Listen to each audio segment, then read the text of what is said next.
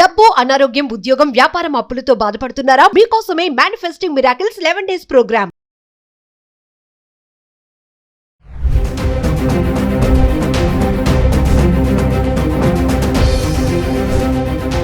Hi hello నమస్తే, welcome back to Suman TV. ప్రస్తుతం మనతో పాటు ఉన్నారు consumers affairs committee chairman Mandari Krishna Reddy గారు. నమస్తే సార్. నమస్తే. సార్, అమెరికా ట్రంప్కి సంబంధించి మనం వీడియోలు చేస్తూనే ఉన్నాము. మరి కొత్తగా అమెరికాలో ఉన్నటువంటి భారతీయ విద్యార్థులను భయపెడుతున్నటువంటి కొత్త బిల్, ఓపీటీ బిల్, అది రద్దు చేసేశాడు. మరి ఏంటి సార్, దానివల్ల మన వాళ్ళకి వచ్చేటటువంటి నష్టాలు ఏంటి? అంటే ఎవరైనా ఇతర దేశస్తులు అమెరికా వెళ్ళి చదువుకునే స్టూడెంట్స్ కానీ, లేక ఏదైనా రీసెర్చ్ స్కాలర్స్ కానీ, ఎడ్యుకేషన్ సంబంధించినటువంటి లైన్లో ఉన్న వాళ్ళకి ఎక్కువ భాగం అమెరికాలో ఒక విధానం కొనసాగుతోంది. సపోజ్ వాళ్ళు ఏదో ఒకైనా వీసా తీసుకొని అక్కడికి వచ్చి ఎడ్యుకేషన్ కంటిన్యూ చేయడం కానీ, ఈ రీసెర్చ్ స్కాలర్ ఇట్లా కంప్లీట్ చేసినప్పుడు వాళ్ళకి ఇచ్చిన వీసా పీరియడ్ ఏదైతే ఉంటుందో 2 years 3 years ఎంత ఉంటుందో ఎడ్యుకేషన్ దానికి సంబంధించిన రీసెర్చ్ వరకు ఆ పీరియడ్ ఉంటుంది.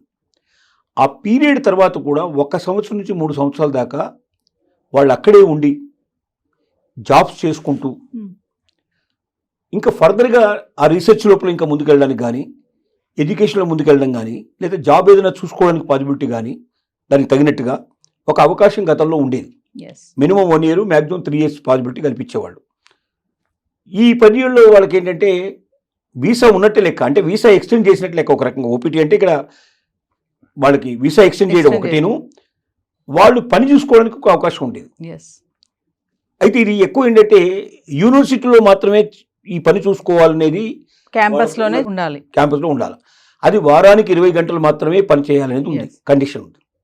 అంతకన్నా ఎక్కువ పని చేస్తే అది నేరం కింద లెక్క. కానీ సహజంగా యూనివర్సిటీలో ఇంతమందికి జాబులు దొరకడం చాలా కష్టం. కాబట్టి ఏం చేస్తారు వీళ్ళు, యూనివర్సిటీలో కాకుండా బయటకు వెళ్ళి పనులు చూసుకుంటారు. 20 hours చేస్తే దానివల్ల లాభం లేదు కాబట్టి, ఎందుకంటే 20 hours అమెరికన్ సిస్టమ్ ప్రకారంగా చేస్తే, అంటే అమెరికన్స్కి ఎంత అయితే డబ్బులు ఇస్తారో అంత డబ్బులు మన ఇండియన్స్ కూడా ఇచ్చేటైతే 20 hours సరిపోతుంది. కానీ అమెరికన్స్కి ఇచ్చే దాంట్లో 1/4 1/3 మనకి ఇస్తారు కాబట్టి అది సరిపోదు. కాబట్టి ఏం చేస్తారంటే 20 గంటలు సరిపోదు కాబట్టి బయటకి ఎక్కువ గంటలు పనిచేస్తారు. ఈ ఎక్కువ గంటలు పనిచేయడం అనేది నేరానికి సంబంధించిన విషయం. అంటే అమెరికన్స్కు ఉద్యోగాలు దొరకకుండా బయట నుంచి వచ్చిన వాళ్ళు ఆ ఉద్యోగాలు ఆక్యుపై చేసుకొని తక్కువ రేట్లకు పనిచేయడం వల్ల అమెరికన్స్ రావాల్సిన జాబ్స్ రావట్లేదు, అమెరికన్ రావాల్సినంత జీతం రావడం లేదనేది అక్కడ ట్రంప్ యొక్క వివాదం. ట్రంప్ ఓపీటీ రద్దు చేయడంలో ముఖ్యమైన కారణం అది. ఇప్పుడు దీనివల్ల ఏమైందంటే లక్షల మంది విద్యార్థులు నష్టపోయే పరిస్థితి ఏర్పడింది. అంటే వాళ్ళకి చదువు అయిపోగానే ఇక వాళ్ళు వెంటనే మూటముళ్ళు సర్దుకొని వచ్చేసేయాలి, వెనక్కి రావాలి, ఏమాత్రం అక్కడ ఉండడానికి వీలు లేదు. గతంలో అయితే ఓపీటీ ఉండడం వల్ల మినిమం 1 year నుంచి 3 years దాకా వాళ్ళు షెల్టర్ ఉండేది. ఆ 3 yearsలో వాళ్ళకి యూనివర్సిటీ లోపల కూడా పనిచేసుకునే అవకాశం ఉండేది, బయట కూడా పనిచేసుకునే పాసిబిలిటీస్ ఉండేది. వాళ్ళు మొత్తం మీద అంటే యూనివర్సిటీ అని ప్రతిబంధకం పెట్టినా కూడా చాలామంది ఎక్కడ చేస్తున్నా స్టూడెంట్ వీసా ఉంది కదా ఇతనికి, ఎట్లాగైనా 3 ఏళ్ళు 2 ఏళ్ళు ఉంది కదా వీళ్ళు చెప్పిన ప్రకారం ఓపీటీ ప్రకారం, కానీ ఎవరు కూడా పోలీసు కానీ ఎవరు ఆబ్జెక్షన్ చెప్పేవాళ్ళు కాదు. ఇప్పుడు ట్రంప్ తీసుకుని నిర్ణయం వల్ల ఏమైందంటే లక్షలాది మంది విద్యార్థులు వాళ్ళ ఇండియాకు రావాల్సిన పరిస్థితి ఏర్పడింది.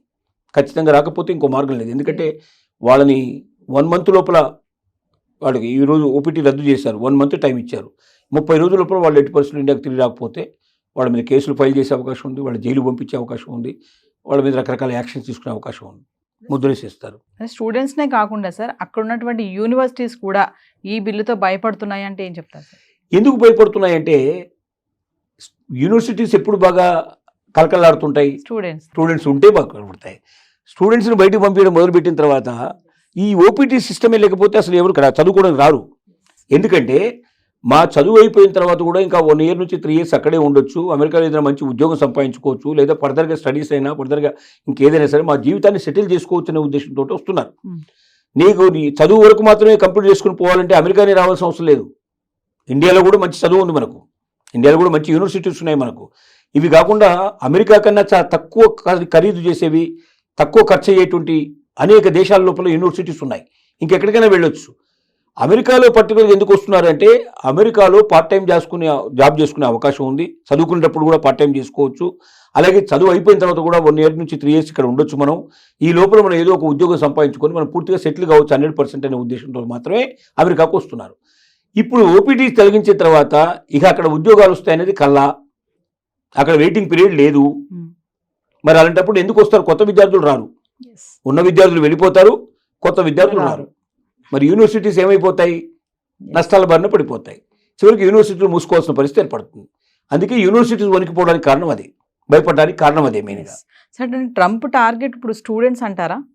ట్రంప్ టార్గెట్ స్టూడెంట్స్ అని కాదు. ట్రంప్ ఏం ఎలక్షన్లో ఏం వాగ్దానం చేశాడంటే, ఇక్కడ ఉన్న ప్రజలకి నేను ఉద్యోగం కల్పిస్తాను, భద్రత కల్పిస్తాను, ఆదాయాలు పెంచుతాను, ఒక అమెరికాని ప్రపంచ దేశాల్లో నెంబర్ 1 దేశంగా నేను చూపిస్తాను, అప్పులు మొత్తం కంప్లీట్గా తీర్చి ఏర్పాటు చేస్తాను, ఆదాయం పెరిగే ఏర్పాటు చేస్తాను, దేశ భవిష్యత్తే గతంలో ఎప్పుడూ లేనంతగా ఒక ఉన్నతమైన పరిస్థితి, ఒక గోల్డెన్ ఎరా తీసుకొస్తాను నేను అని వాగ్దానం చేశాడు.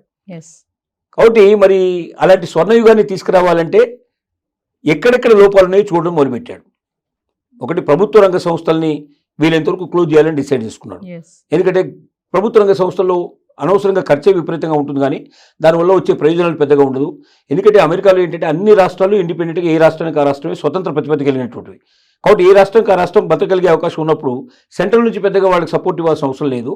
డబ్బు రూపంలో ఏదైనా ఇవ్వాల్సి ఉంటే డైరెక్ట్గా ఇచ్చేయడానికి పాసిబిలిటీ ఉంది. దానికోసం డిపార్ట్మెంట్ పెట్టి వేల మందిని పోషించి వాళ్ళకు అనవసరంగా శాలరీస్ ఇచ్చి ఇవన్నీ చేయాల్సిన అవసరం లేదనే నిర్ణయానికి వచ్చి వీలైనంత వరకు ఉద్యోగాన్ని తొలగించడం ప్రారంభించాడు. రెండోది ఏం చేశాడు, బయట నుంచి వచ్చిన వాళ్ళు, వలస వచ్చిన వాళ్ళు ఇక్కడ ఏం చేస్తున్నారంటే అందరు టెస్ట్ వేసుకొని కూర్చుంటున్నారు. వాళ్ళు ఇక్కడ ఇతరుల ఏంటి ఈ అమెరికా మీద వ్యతిరేకంగా కూడా కొంత వ్యతిరేకత కూడా కూడగట్టేందుకు వాళ్ళు తోడ్పడుతున్నారు. తర్వాత ఇక్కడ ఉన్న ఉద్యోగాలు తన్నుకుపోతున్నారు. ఇక్కడ వాళ్ళకు ఉద్యోగాలు ఇవ్వటం లేదు. ఇక్కడ వాళ్ళకి అద్దెకు ఇల్లు దొరకడం కష్టం ఉంది. ఇక్కడ వాళ్ళకి అవకాశాలు తక్కువైపోతున్నాయి. కాబట్టి బయట నుంచి వచ్చే వాళ్ళని ఎంత తగ్గించగలిగితే అంత అమెరికా సేఫ్గా ఉంటుంది, సురక్షితంగా ఉంటుందని అతను భావిస్తున్నాడు. సరే, ఏదేమైనా ఓపీటీ బిల్లు రద్దు చేయడం వల్ల మన స్టూడెంట్స్కి అయితే తీవ్రమైన నష్టమే అనుకోవచ్చు. 100% నష్టమే. విద్యార్థులంతా వెనక్కి రావాల్సిన పరిస్థితి ఏర్పడుతుంది. కొత్త విద్యార్థులు వెళ్ళాలంటే భయపడే పరిస్థితి ఏర్పడుతుంది. ఇక అమెరికా చదువులకి కొంతకాలం స్వస్తి పలకాల్సిన పరిస్థితి ఏర్పడుతుంది. అసలు వాస్తవంగా ఎవరిచ్చినా సలహా ఇది ఇస్తారు. ఎందుకంటే ఏ క్షణంలో ఏం జరుగుతుందో తెలియని దేశంలో వెళ్ళి దేశంగాని దేశం లోపల అక్కడ ఉండి అక్కడ ఒకవేళ ఉండాలనుకుంటే ఒక నెలకి ₹1,00,000 ఖచ్చితంగా కావాలి. ఒక నెలకి ₹1,00,000 కావాలి. అంటే తల్లిదండ్రులు పంపించాల్సింది తప్ప ఇంకో మార్గం ఏముంది? తల్లిదండ్రులు ఎంతకాలం పంపించగలుగుతారు?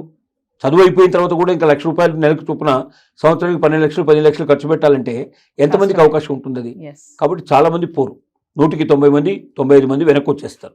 ఒక 5% పీపుల్ 10% పీపుల్ మేబీ డబ్బు బాగా ఉన్నవాళ్ళు పంపించుకునే పాసిబిలిటీస్ ఏర్పడతాయి. Thank you sir.